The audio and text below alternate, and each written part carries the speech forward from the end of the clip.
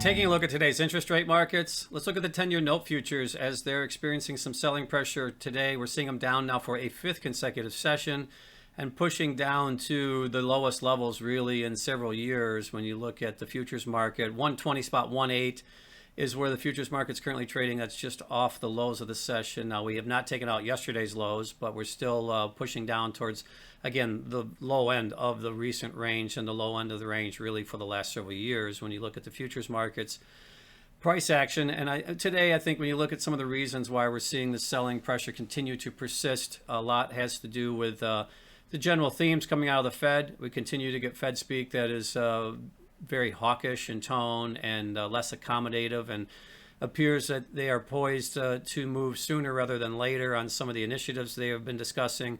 Second, that with the stronger data points this morning, weekly jobless claims, last week revised lower. This week came in, I think, 167, if I remember correctly, which is really probably one of the lowest readings that I can remember in the last several years as far as the weekly jobless claims number.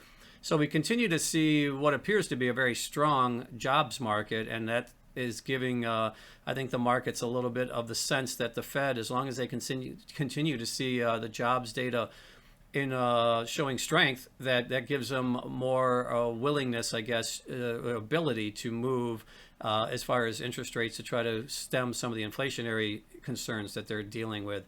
So I think, that's really what we're seeing here driving the markets once again today are those themes of hawkish Fed and stronger data points. So now when you look at the yields, we are seeing the 10-year yield pushing back higher once again today. We're looking at it at 165 basis points, which is up 4 basis points from a daily change and pushing up towards the top end of the range, which comes in, I think, right around 168 basis points. So we're very close to that top end of the range here up for the cycle and again for the last several years. Also, the yield curve continues to steepen here now. The last couple of days we've seen quite a shift in the yield curve on the heels of some of the Fed talk, and now the 2-10 spread is out to a significant yield spread now, which was inverted just a few days ago. We are seeing it widen out now quite a bit the last couple of days. So that continues to expand. So therefore, the back end of the curve is selling off today quite a bit. We're seeing those yields in the 10s, 20s, and 30s higher today. The middle of the curve fairly flat, and the front end of the curve actually we're seeing strength in the treasury markets, pushing those yields slightly lower today.